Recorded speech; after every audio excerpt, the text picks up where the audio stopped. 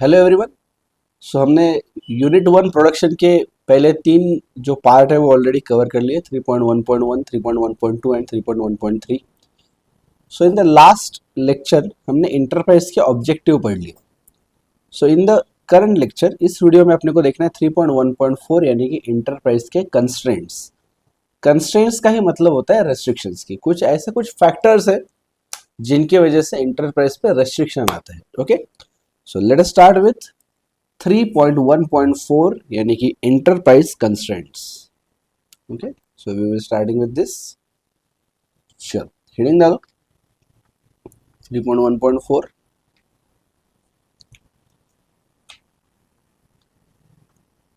3.1.4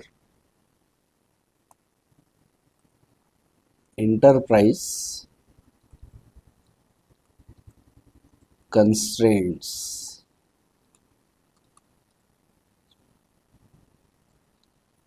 bracket में लिख लेना रेस्ट्रिक्शंस।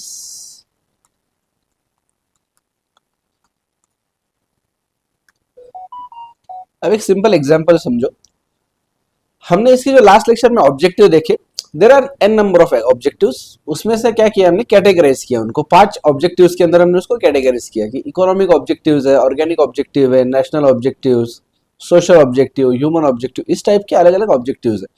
अब there will be always some or the other what we can say कि मतलब दो ऑब्जेक्टिव्स के बीच में कई बार ऐसा हो सकता है कि अपोजिट इंटरेस्ट आ गए दो ऑब्जेक्टिव्स के। यानी कि कैसे, फॉर एग्जांपल ह्यूमन ऑब्जेक्टिव्स के अंदर आप क्या बोल रहे हो, ह्यूमन ऑब्जेक्टिव्स के अंदर आप बोल रहे हो कि एम्प्लॉयज को स्किल्स दो, उनको करियर ग्रोथ दो,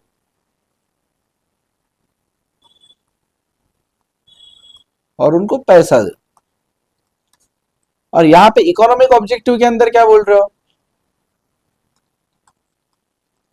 आप बोल रहे हो कि प्रॉफिट मैक्सिमाइज करो।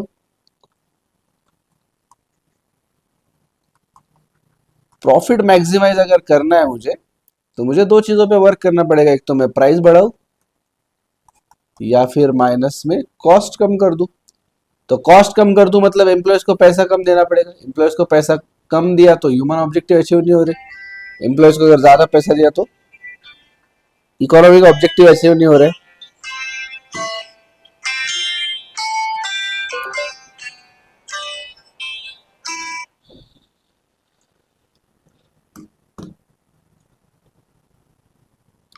ओके, तो ऐसे ओवरलैपिंग सिचुएशंस का भी काफी सारी आ सकती है। फिर नेशनल ऑब्जेक्टिव्स भी है, फिर आपके सोशल ऑब्जेक्टिव्स भी है, ऑर्गेनिक ऑब्जेक्टिव्स भी है।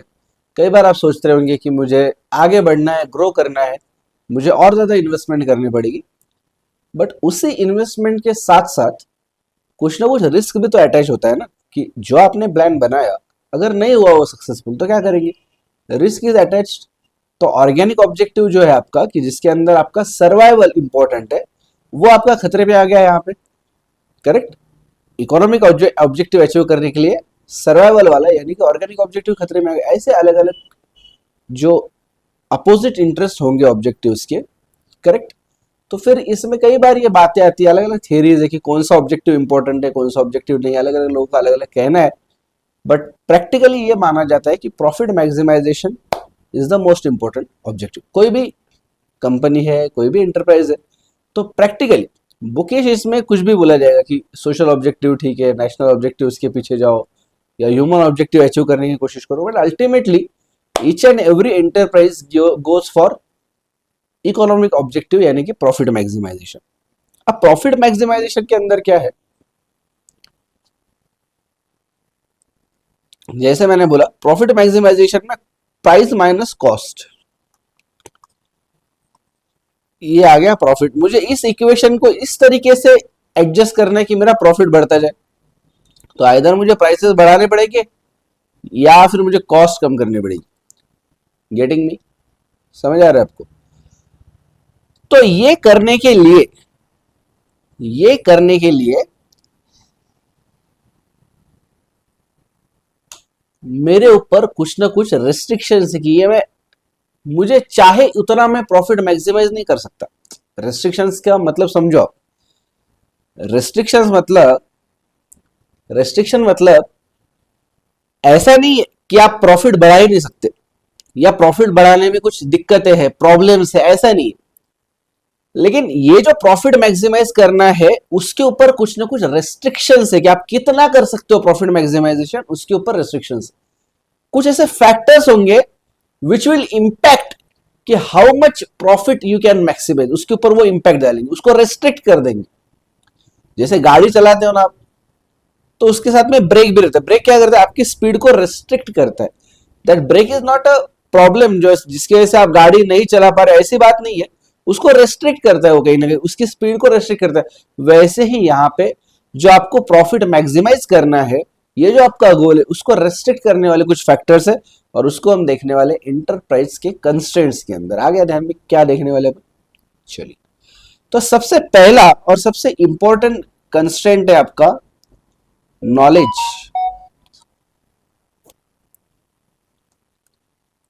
Lack of knowledge.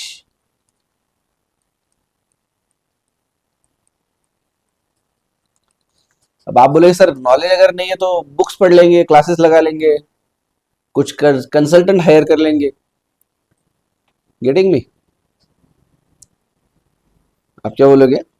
अगर नॉलेज नहीं है तो मैं क्लासेस ले लूंगा, मैं बुक्स वगैरह पढ़ लूंगा, कोई कंसल्टेंट को हायर कर लूंगा, मैं कुछ भी कर सकता हूँ ना, and accordingly I can gain the knowledge.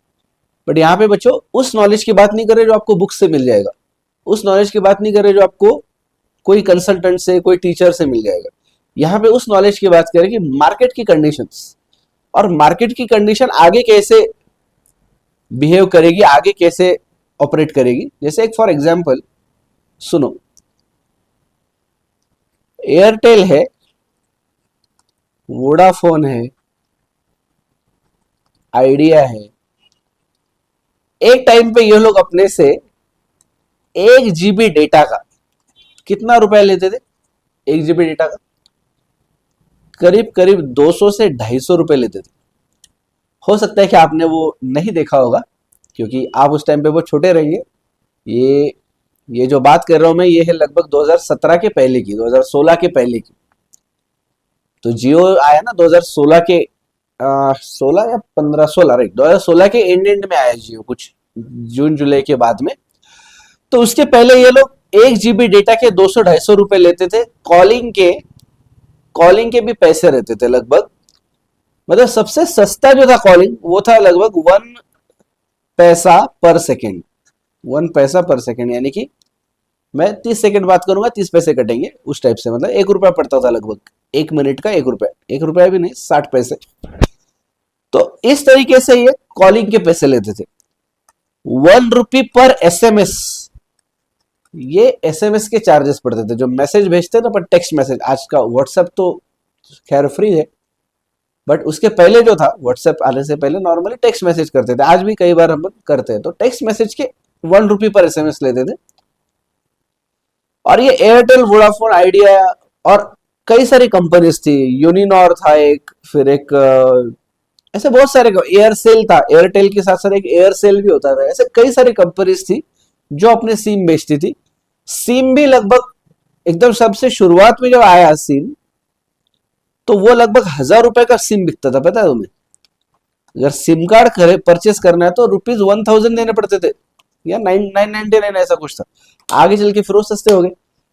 अब ये लोग सोचो आप कितना प्रॉफिट कमा रहे होंगे, जबरदस्त प्रॉफिट कमा रहे हैं, क्योंकि उनका टावर लगा हुआ है, सैटेलाइट के पैसे दिए हुए, कुछ टेंशन नहीं है इनको, और कितना पैसा ले रहे। और इसका अंदाजा बाद में आएगा आपको जब मैं बोलूंगा कि कितना प्रॉफिट कमा रहे होंगे। इसको आपको कंपेयर करना है कि आज के डेट में क्या है। आज के डेट में अपने को 700-800 रुपए के रेंज में, बहुत हो गया 900 रुपए में 3 महीने डेटा फ्री मिलता है। रोज का 1.5 GB, मतलब कितना हो रहा है वो? करीब करीब 125 GB तक का डेटा अपने को फ्री मिल रहा है। 1.5-2 GB डेटा। कॉलिंग पूरी तरीके से फ्री है, कितने भी फोन लगाओ, किसी को भी लगाओ। SMS पूरी तरीके से फ्री है। और ये सब कुछ 800-900 रुपए फॉर 3 मंथ्स, यानी कि 1 महीने के लिए 300 रुपए पकड़ के चलिए आप। तो उस टाइम पे जब 300 रुपए का एक रिचार्ज मारा जाता था, तो उसमें क्या मिलता था? मुझे 1 GB डेटा मिलता था। 2016 के पहले मुझे महीने भर के लिए जो टॉक टाइम मिल रहा है वो मिलता था 100 रुपए का, यानी कि मैं कितनी बात कर सकता हूँ 100 × 60, यानी कि 6000 सेकेंड्स में किसी से भी बात कर सकता हूँ। Getting me? यानी कि 100 मिनट, आसान भाषा में अगर बोलना है तो 100 मिनट्स में किसी से बात कर सकता हूँ, और कुछ एसएमएस वगैरह मिल जाते होंगे।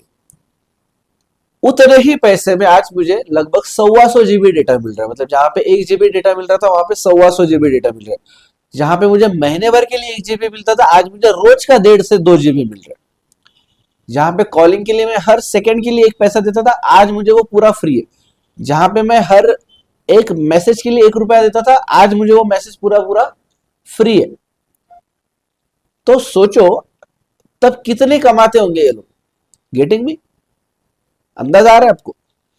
अभी इनका सब कुछ तो अच्छा चल रहा है, मल्टीनेशनल कंपनीज इतनी बड़ी बड़ी, बड़े बड़े मतलब बहुत नॉलेजेबल डायरेक्टर्स है, कंसल्टेंट्स है, बड़े बड़े इंजीनियर्स, बड़े बड़े एमबीए, सब कुछ इन्होंने एम्प्लॉय करके रखे हैं, सब कुछ सही है उनका। लेकिन फिर भी जब जियो ने एंट्री मारी, करेक्ट, रिलायंस का जब जियो ने एंट्री करी, और जब मुकेश अंबानी ने ये एजीएम के अंदर अनाउंस किया कि हम ये ऐसा ऐसा लाने वाले हैं, 4G है। अच्छा हाँ, वो भी एक रह गया कि उस टाइम पे तो 3G था, अभी तो भी 4G है। उस टाइम पे क्या था, 3G था, उसके पहले 2G था, उसकी स्पीड तो और भी खराब। मतलब आज जैसा एक मूवी देख डाउनलोड अगर करना है अपने को, तो 20-25 मिनट में एक मूवी डाउनलोड हो जाती है नॉर्मल, एक 1.5 GB की, करेक्ट। उस टाइम पे 100-150 MB डाउनलोड करने के लिए लगभग 2-3 घंटे लग जाते, 2 घंटे, 1.5 घंटा, 2 घंटे ऐसे लग जाते। और वो सही भी था, क्योंकि महीने भर में 1 GB यूज करना था। इतनी ज्यादा अगर स्पीड दे देते तब तो 1 GB मतलब एक दिन में तो 200 रुपए दिन के लग जाते थे, तो वो टाइम पे वो सही था। पर ऐसे सोच के देखो कि कितना कमा रहे होंगे उस टाइम पे। तो इसलिए जब जियो एंटर हुआ मार्केट में, जब मुकेश अंबानी ने अनाउंस किया कि हम ऐसा ऐसा 4G लाने वाले हैं और उसके अंदर ये प्राइसेस रहेगी, ऐसा ऐसा करेगी, शुरुआत में तो 6 महीने 6 महीने तो शुरुआत में फ्री दे दिया, पूरा फ्री, सिम कार्ड भी free, calling free, net free. Net तो तब अनलिमिटेड था, अभी तो भी डेली लिमिट है, तब तो डेली लिमिट को 4 GB का डेली लिमिट था। तो ये जब उन्होंने अनाउंस किया तो आइडिया, वोडाफोन और बाकी जो एयरटेल है, ये सबके शेयर्स इतने धड़ाधड़ गिर गए। एक एक दिन में इनके शेयर 10%, 20% ऐसे ऐसे गिर गए, क्योंकि इतना बड़ा कॉम्पिटिटर आ गया मार्केट में कि इनका पूरा मार्केट शेयर छीन लेगा। और एक्चुअल में उसके बाद में टेलीकॉम इंडस्ट्री में डिसरप्शन लाया रिलायंस ने। आइडिया और वोडाफोन दोनों को यह पता चल गया कि अपन अकेले अकेले सर्वाइव नहीं कर पाएंगे, तो अपने को मर्जर करना पड़ेगा। दोनों ने मर्जर किया। एयरटेल ने बदलती हुई सिचुएशन को बहुत जल्दी अडॉप्ट कर लिया, और उन्होंने भी 4G लॉन्च करा, खुद के प्राइसेस कम कर दिए, और मार्केट में टिके रहे। आज के डेट में अगर देखा तो कई सारी जगह पे जियो से क्वालिटी वाइज अगर देखा तो जियो से एयरटेल की क्वालिटी ज्यादा बेटर है, और क्वालिटी के वजह से एयरटेल टिकी रही मार्केट में। बट बाकी जो छोटी छोटी कंपनीज थी वो सारी डूब गई या बंद हो गई। आज मार्केट में जाओ तो सिम कार्ड की बात किसकी होती है, एयरटेल, जियो या वोडाफोन आइडिया, बस। बाकी सब कुछ किसी की बात ही नहीं होती। उस टाइम पे 7-8 सिम कार्ड अलग अलग हुआ करते थे। तो ये क्या था कि ये जो फ्यूचर में जो होने वाला है, मार्केट की जो कंडीशन रहेगी, रॉ मटेरियल की जो प्राइसेस रहेंगे, लेबर की जो सोच रहेगी, ये सारी फैक्टर्स के बारे में अपने को नॉलेज नहीं होता है। और ऐसा नहीं कि मतलब ये किसी एक बंदे का प्रॉब्लम है, ये किसी को भी नहीं हो सकता। फ्यूचर में क्या होने वाला है ये कोई भी प्रेडिक्ट नहीं कर सकता accurately. And that is why profit maximisation के लिए जो मुझे प्राइस डिटरमाइन करने की, बॉस ये प्राइस अगर मैं रखूंगा ना तो मेरा प्रॉफिट सबसे बढ़िया रहेगा, ज्यादा प्रॉफिट मिलेगा मुझे। क्योंकि ये भी चीज सोचो आप, सिर्फ प्राइस बढ़ा के मतलब नहीं। मान लो किसी प्रोडक्ट की प्राइस है, समझ लो, क्या एग्जांपल लेते हैं अपन, हाँ, मान लो आप नाश्ता करते हो, तो आप पोहा या इडली वगैरह ये सब खाते हो। इसका प्राइस नॉर्मली क्या होता है, नॉर्मली 15 रुपए, 20 रुपए, 25 रुपए, ये रेंज में इसका प्राइस रहता है। अबे अगर किसी ठेले वाले ने सोच लिया कि मुझे प्रॉफिट ज्यादा कमा रहा है, और सर ने बता दिया कि मैं अगर प्राइस ज्यादा रखूंगा तो मैं ज्यादा प्रॉफिट कमा पाऊंगा, तो इसने प्राइसेस बढ़ा के सीधा सीधा 100 रुपीज कर दिया। तो इसका प्राइस माइनस कॉस्ट के अंदर तो इसका प्रॉफिट बढ़ेगा ऑन पेपर, लेकिन क्योंकि इसकी प्राइस 100 रुपए है, इसके पास कोई कस्टमर आएगा नहीं, कोई परचेस करेगा नहीं, तो सेल होगी नहीं और तो प्रॉफिट बनेगा नहीं, उल्टा लॉस में चला जाएगा। इसके लिए सिर्फ प्रॉफिट, इसलिए सिर्फ प्राइसेस बढ़ाना यही प्रॉफिट मैक्सिमाइजेशन का तरीका नहीं है। कई बार प्राइसेस कम करके भी प्रॉफिट कमाया जा सकता है, जैसे जियो ने किया। शुरुआत में 6 महीने में उन्होंने फ्री दिया, फिर धीरे धीरे क्या किया, बोले तुमको मेंबरशिप लेनी है, फिर वो 99 रुपीज की मेंबरशिप बेची सबको, फिर धीरे धीरे बोले अभी रिचार्ज में करना है आपको। अब रिचार्ज के अंदर वो शुरुआत में कुछ 450-500 रुपए था 3 महीने का रिचार्ज, फिर धीरे धीरे बढ़ते बढ़ते 600 हो गया, फिर 700-800, अभी लगभग वो 850-900 के रेंज में आ गया। तो हमेशा प्रॉफिट मैक्सिमाइज करना मतलब प्राइस बढ़ाना नहीं है, it is about determining the correct price. और करेक्ट प्राइस डिटरमाइन करने के लिए आपको मार्केट कंडीशंस का नॉलेज होना जरूरी है कि भैया मेरी रॉ मटेरियल कॉस्ट कितनी है, बॉस मुझे लेबर पे कितना इनकर करना पड़ेगा कॉस्ट, मुझे अदर कॉस्ट, मेरी ऑपरेशनल कॉस्ट, मेरी एडमिनिस्ट्रेटिव कॉस्ट वो कितनी है, मेरा कॉम्पिटिटर है वो क्या सोच रहा है, मेरे प्रोडक्ट के अंदर मुझे जो इनोवेशन लाना चाहिए उसके लिए मैं रिसर्च एंड डेवलपमेंट में क्या खर्चा कर रहा हूँ, ये सब कुछ सोच के आपको आपका कॉस्ट निकालना पड़ता है। उसके अकॉर्डिंगली आपको प्राइस डिटरमाइन करना पड़ेगा and accordingly you will determine the strategy for profit maximisation. But क्योंकि क्योंकि क्योंकि आपको ना ये पता है कि आपका कॉम्पिटिटर क्या करेगा, ना आपको ये पता है कि आपका जो सप्लायर है, जो आपको रॉ मटेरियल सप्लाई कर रहा है, वो उसकी प्राइसेस के बारे में क्या सोच रहा है, वो कितनी प्राइसेस बढ़ाने वाला है, कितनी कम करने वाला है। आपको ये नहीं पता है कि आपका जो लेबर है वो कब स्ट्राइक करने वाला है, लेबर यूनियन कब बोलेगी कि आपको पगार बढ़ा के दो। ये सब चीजों के बारे में आपको पता नहीं होता है, फ्यूचर के बारे में आपको पता नहीं होता है, and that is why profit maximisation के ऊपर ये रेस्ट्रिक्शन आता है। क्या रेस्ट्रिक्शन है फिर? Lack of knowledge. ऊपर एक लाइन लिख लो, lack of knowledge about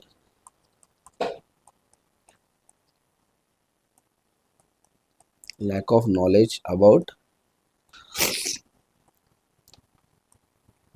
conditions,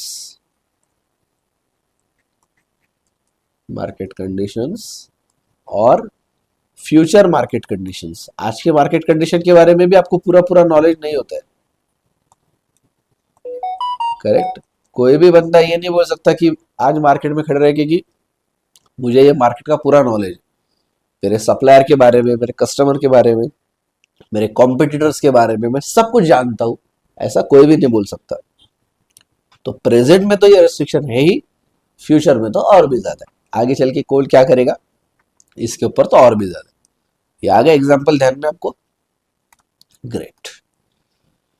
चलिए फिर यहाँ पे लिख लो, ये लिख लो lack of knowledge about market conditions और फ्यूचर मार्केट कंडीशन। एग्जाम्पल अगर नीचे आपको पूरा अगर आपको लिखना है तो ठीक है, नहीं तो आप सीधा सीधा ये लिख लो कि जियो की एंट्री की वजह से टेलीकॉम मार्केट डिसरप्ट हो गया था, कर ऐसा लिख लो। जियो ने एंट्री मारी, तूने मारी एंट्री और दिल में बजी घंटी, यार घंटी नहीं, इनके दिल में एकदम धड़कन तेज हो गई इनकी एक्चुअली। तो जियो की एंट्री की वजह से क्या हो गया, वोडाफोन, एयरटेल, आइडिया, ये सब अचानक से रातों रात डूब गए ये लोग। बाद में उभर के आए वापस वो बात अलग है, करेक्ट। बट इनको भी प्राइसेस कम करने पड़े, इनको भी ज्यादा डेटा देना पड़ा, इनको भी कॉलिंग और एसएमएस फ्री करने पड़े। ये सब कुछ क्यों करना पड़ा? क्योंकि कॉम्पिटिटर ने ये किया, बराबर। श्योर। नेक्स्ट लिखना है आपको second,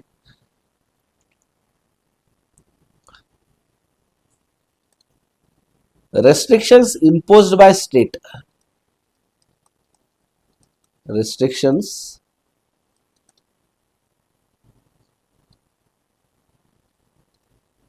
imposed by state।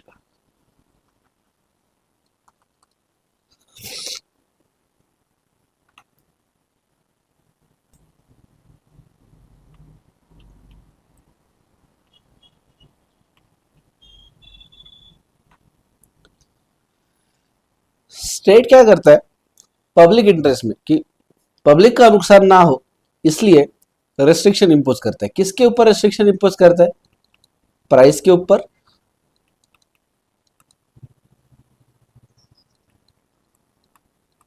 Production के ऊपर, या मूवमेंट ऑफ फैक्टर्स के ऊपर। इसके ऊपर ये रेस्ट्रिक्शन प्लेस करता है। जैसे कुछ एग्जांपल अगर दूं मैं इसके, तो इंडिया में सब जगह एमआरपी चलता है, आपको पता है, मैक्सिमम रिटेल प्राइस। क्या किसी दुकानदार को लगा कि मुझे एमआरपी से ज्यादा प्राइस पे बेचना है तो क्या वो बेच सकते हैं? नहीं। क्या मैं ऐसे बोल सकता हूँ कि भाई दुकान मेरी, प्रोडक्ट मेरा, एमआरपी भले 50 हो, तुझे खरीदना है तो 60 रुपए में खरीद वरना मत खरीद? क्या मैं कस्टमर को ऐसे बोल सकता हूँ कि तू चला जा ना, मैं तेरे घर पे आया था क्या तुझे बोलने के लिए कि आ जा मेरी दुकान से कुछ परचेस कर ले करके? नहीं आया ना। तो 60 में अगर परचेस कर रहे हैं तो कर, वरना मत कर। Is it allowed? बताइए मुझे। क्या कोई दुकानदार ये बोल सकता है कि लेना है तो 60 में ले वरना मत ले? नहीं बोल सकता। क्यों? क्योंकि एमआरपी है। अरे भैया दुकान मेरी, पूरी जगह मेरी, वो मटेरियल मेरा, मैंने परचेस किया है, और कितने में बेचने का कौन डिसाइड कर रहा है? गवर्नमेंट डिसाइड कर रही है एमआरपी से। Correct, this is a restriction. हाँ या ना? समझ आ रही है बात? तो ये क्या है, प्राइस के ऊपर रिस्ट्रिक्शन डाला गया। अब ये बात तो है कि एमआरपी गवर्नमेंट नहीं डिसाइड करता है, एमआरपी कंपनी डिसाइड करती है। वो बोलती है गवर्नमेंट को कि भैया इतनी इतनी एमआरपी है। बट एक बार कंपनी ने एमआरपी डिसाइड कर ली कि उसके बाद में जब कंपनी होलसेलर को बेचेगी, या कंपनी डिस्ट्रीब्यूटर को बेचेगी, फिर डिस्ट्रीब्यूटर होलसेलर को, फिर होलसेलर रिटेलर को, और फिर रिटेलर बेचेगा एंड कंज्यूमर को, तो ये पूरी चेन में कोई भी अपनी प्राइस एमआरपी से ज्यादा नहीं रख सकता। हाँ या ना? आ गई बात ध्यान में? प्रोडक्शन प्रोसेस के ऊपर भी गवर्नमेंट के रेस्ट्रिक्शंस होते हैं। जैसे आपका अगर प्रोडक्शन करने का कुछ तरीका है, मान लो आप केमिकल प्रोडक्शन करते हो, केमिकल का फैक्ट्री है आपकी, तो केमिकल की फैक्ट्री के लिए लगने वाली आपने मशीनरी परचेस कर ली है, आपने रॉ मटेरियल ले लिया, आपने लेबर लगा दिया, और इसके बेसिस पे आपने काम चालू कर दिया। आपको मान लो जो कॉस्टिंग पड़ रही है, ₹100 पर यूनिट पड़ रही है कॉस्टिंग। बट गवर्नमेंट क्या बोलती है पता है क्या? कि आप ये जो केमिकल फैक्ट्री लगाई है आपने, तो chemical factory actually hazardous to health. जो केमिकल बनते हैं ना वो सब अपनी हेल्थ के लिए सही नहीं होते। तो गवर्नमेंट क्या बोलता है कि भैया प्रोडक्शन प्रोसेस के अंदर आपने लेबर को कुछ चीजें प्रोवाइड करनी चाहिए। उसमें हो सकता है हैंड ग्लोव्स, बड़े शूज, उनका यूनिफॉर्म बहुत अलग आता है। मेरे एक रिलेटिव है, वो एक केमिकल फैक्ट्री में, मतलब ये जो ये करते हैं ना, मेडिसिन बनाते हैं ना, उस फैक्ट्री में काम करते हैं। तो उनको लिटरली बताया गया, कंपनी में जाने के बाद उनको नहाना पड़ता है। मतलब कंपनी में जाएंगे, पहले पूरा नहा के दूसरा ड्रेस पहनेंगे कंपनी का यूनिफॉर्म, उसके ऊपर और एक शील्डेड, मतलब एक बड़ा कुछ प्लास्टिक का या किस अलग मटेरियल से बना हुआ एक ये होता है ड्रेस, वो पहनना पड़ता है, और वो पहन के अंदर जाके फिर काम करते हैं। वो करके आने के बाद वापस नहा के फिर घर के कपड़े पहन के फिर घर पे आते। अब ये यूनिफॉर्म है, ये हैंड ग्लोव्स है, बड़े जूते हैं, मास्क है, गॉगल है, ये कंपनी के ऊपर किसने रिस्ट्रिक्शन लगाया? गवर्नमेंट की। ये तुमने एम्प्लॉयज को देना चाहिए, लेबर को देना चाहिए, नहीं तो वो लेबर की हेल्थ पे अफेक्ट करेगा। अब ये लेबर की हेल्थ पे अफेक्ट करेगा, इसलिए ये जो सारी चीजें लेनी पड़ रही। मुझे बताओ क्या ये कंपनी की कॉस्ट में ऐड करेगा या कंपनी की कॉस्ट बढ़ेगी या नहीं? जरूर बढ़ेगी, राइट? तो प्रोटेक्टिव मटेरियल यूज कर रहे हैं ये लोग, इसलिए क्या हो जाएगा, प्रोटेक्टिव मटेरियल की वजह से अभी जो कॉस्ट बढ़ जाएगी वो अल्टीमेटली कस्टमर से वसूलनी पड़ेगी ना। वो किससे वसूलोगे? तो आपकी कॉस्ट आ रही मान लो ₹110 पर यूनिट, तो कॉस्ट बढ़ने से आपकी प्रॉफिट पे इंपैक्ट आएगा या नहीं? जरूर आएगा। तो this is one of the restriction कि भाई प्रोडक्शन प्रोसेस पे भी गवर्नमेंट इंपैक्ट डालती है। एंड मूवमेंट ऑफ फैक्टर्स, एक जगह से दूसरी जगह जाना, ये लेबर का हो सकता है या मटेरियल का, इसके ऊपर भी कहीं ना कहीं कुछ ना कुछ रेस्ट्रिक्शन आ सकते हैं। फॉर एग्जाम्पल, मुझे चाइना में रॉ मटेरियल बहुत सस्ता मिलता है, इसलिए मैं अगर सीधा सीधा चाइना से परचेस नहीं कर सकता, मुझे देखना पड़ता है कि वो जो आइटम है वो मेरी रेस्ट्रिक्शन लिस्ट में आता है या नहीं आता। करेक्ट, ये इतना लिख लो फटाफट। हाँ, आई थिंक ये नहीं दिख रहा था आपको स्क्रीन, तो मैंने इतना ही ऐड किया इसके अंदर। सिर्फ प्रोडक्शन के नीचे chemical factory, machinery, raw material, labour का ₹100 पर यूनिट प्राइस आ रहा था, प्रोटेक्टिव मटेरियल ऐड करके ₹110 पर यूनिट प्राइस आ रहा है।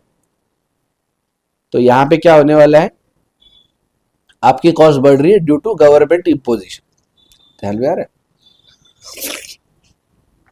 तो चाइना से अगर मुझे कुछ मटेरियल परचेस करना है क्योंकि वहां पे सस्ता है, तो मुझे पहले देखना पड़ेगा कि गवर्नमेंट ने इंपोर्ट के ऊपर कुछ रेस्ट्रिक्शन डाला है क्या, इंपोर्ट के ऊपर कुछ बैन किया है क्या।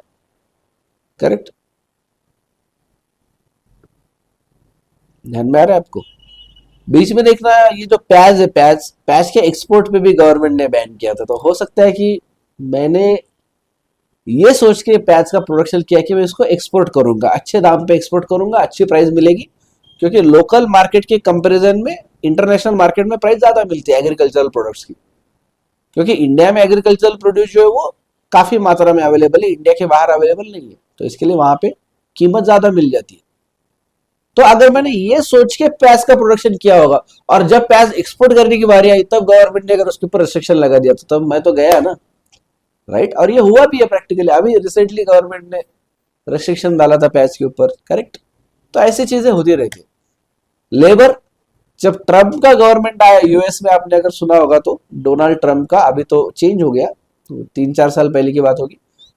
तो जब उनका गवर्नमेंट आया तो उन्होंने क्या किया, जैसा इंडिया के लोग जाते हैं ना यूएस में जाके काम करते हैं, आईटी वाले, है ना, आईटी बहुत बूम में है, तो सब लोग आईटी इंजीनियर बनने का और बाहर की कंट्री में जाने का। तो डोनाल्ड ट्रम्प ने उसके ऊपर रेस्ट्रिक्शन लगाया, बोले नहीं आने का बाहर के लोगों ने, क्योंकि यूएस के अंदर भी बेरोजगारी बढ़ रही है, वहां पे अनएम्प्लॉयमेंट बढ़ रहा है, क्योंकि वहां की कंपनीज क्या कर रही है, वहां के लोकल इंजीनियर्स को हायर नहीं कर रही, वो इंडिया से हायर कर रही है, क्योंकि अपने लोग तो कम पैसे में काम कर लेते हैं ना। वहां पे अगर उनको किसी चीज के $1000 देना है तो अपना इंडियन आदमी वहां पे $200 में कर लेगा, क्योंकि उसको तो पता है भाई मुझे आगे चल के खर्चा तो रुपीज में करना है। करेक्ट? तो इसके लिए फिर वहां पे उन्होंने इसके ऊपर एम्प्लॉयज के ऊपर, मतलब उनके मूवमेंट पे बैन कर दिया कि नहीं ला सकते आप बाहर से एम्प्लॉयज। ये क्या हो गया, movement of factors of production पे बैन आ गया। करेक्ट? ध्यान में आ रहा है आपको? तो इस अलग अलग तरीके की वजह से आपको प्रॉफिट मैक्सिमाइजेशन के ऊपर रिस्ट्रिक्शंस आ सकती है। करेक्ट? चलो लिख लो ये फटाफट, इतना पार्ट लिखो, then we will go with the third restriction. And the third restriction is inadequacy of infrastructure. Inadequacy of infrastructure. Infrastructure.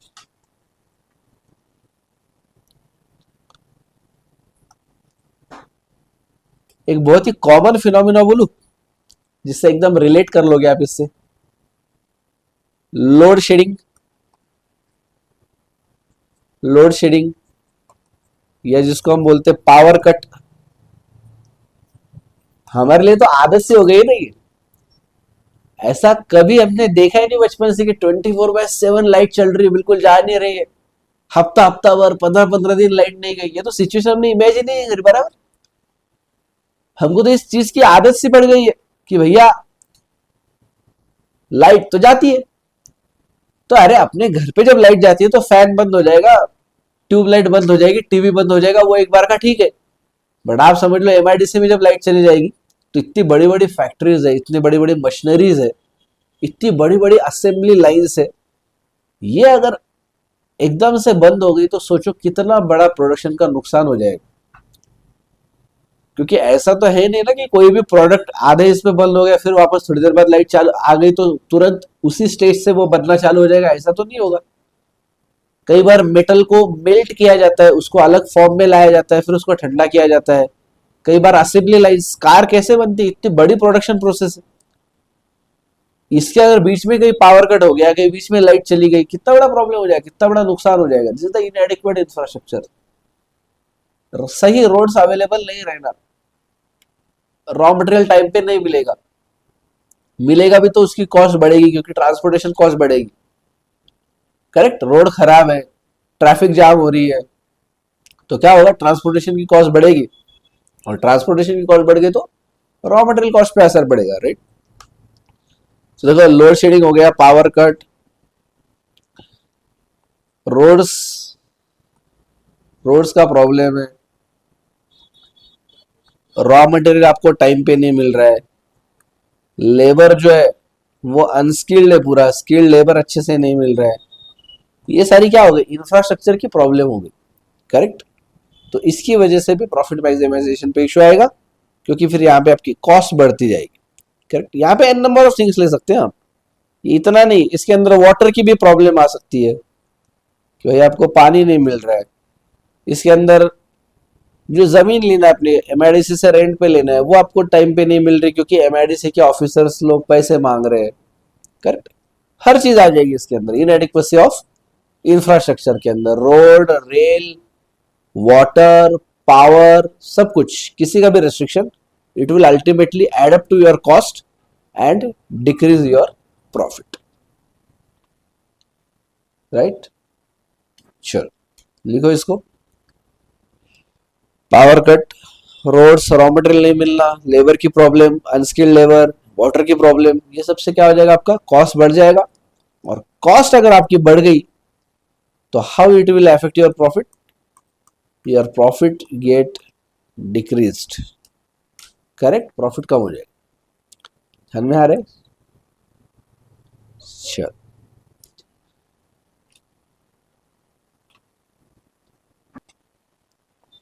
ठीक है, चलो अगला लिखो फोर्थ। अब ये जो फोर्थ वाला है, इसके अंदर काफी सारे फैक्टर जो है इसको मिक्स मिक्स करके दिया है इन्होंने। इसके अंदर लिखना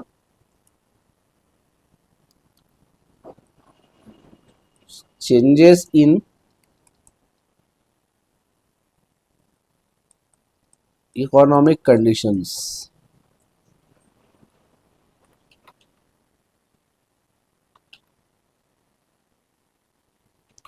एक काम करते हैं, इकोनॉमिक कंडीशन नहीं लिखते, चेंजेस इन बिजनेस कंडीशन लिखते हैं। नेक्स्ट वाला इकोनॉमिक लिख लेंगे अपन, change in business conditions.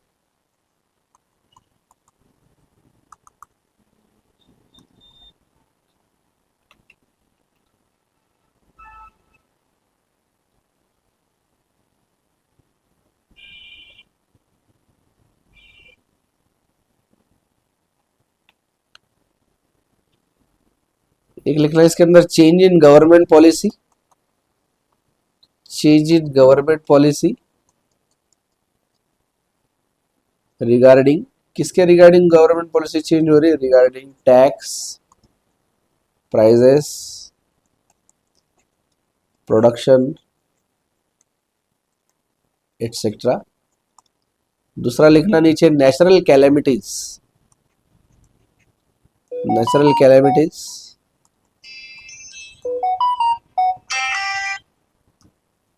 Natural calamities कैसे, जैसे कि फ्लड है,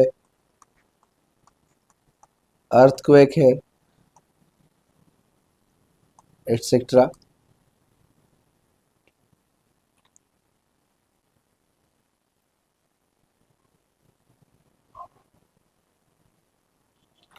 करेक्ट, तो ये सब चीजों का क्या होता है, इसकी वजह से एडवर्स इंपैक्ट आता है प्रोडक्शन के ऊपर। इसकी वजह से क्या हो जाता है, कॉस्ट बढ़ती है और प्रॉफिट कम हो जाता है। राइट, चलो नेक्स्ट लेना change in economic conditions.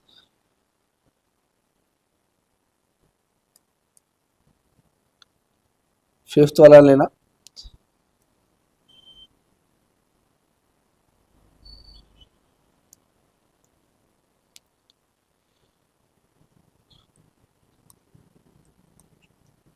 changes in economic conditions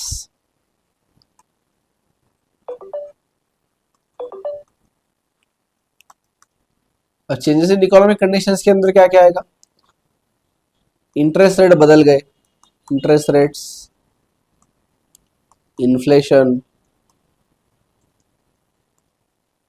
exchange rates. अच्छा, एक्सचेंज रेट पता है ना क्या होता है, एक्सचेंज रेट मतलब रुपये और डॉलर का कन्वर्जन, या रुपये पाउंड, रुपये येन। एग्जांपल के लिए लिख लो यहाँ पे, रुपीज वर्सेस डॉलर का अगर रेट चेंज हो गया, इसका इंपैक्ट पड़ेगा। या मान लो इंपोर्ट एक्सपोर्ट के ऊपर कुछ बैन आ गया, इंपोर्ट एक्सपोर्ट के ऊपर कुछ रिस्ट्रिक्शन बोलो या बैन बोलो, ये हो गया कुछ, तो ऐसे अगर कुछ हो जाता है तो it is going to affect your business and it is going to affect the profit maximization का गोल तुम्हारा, बराबर। तो ये 5 हमारे ऊपर रेस्ट्रिक्शन है, कंस्ट्रेंट्स है बिजनेस के, जो कि हमने देख लिए। सबसे पहला था lack of knowledge, the second was restriction imposed by state, the third one is inadequacy of infrastructure, fourth is changes in business condition, and fifth is changes in economic conditions. Getting me? So in the next video, now we will be starting with enterprise के problems, correct? Sure. So this is our content का page. Yes. And now we have completed the 3.1.4 यानी कि enterprise constraints. In the next video we will be starting with enterprise problems. चलेगा? चलिए फिर मिलते हैं next video में। अभी के लिए बाय बाय।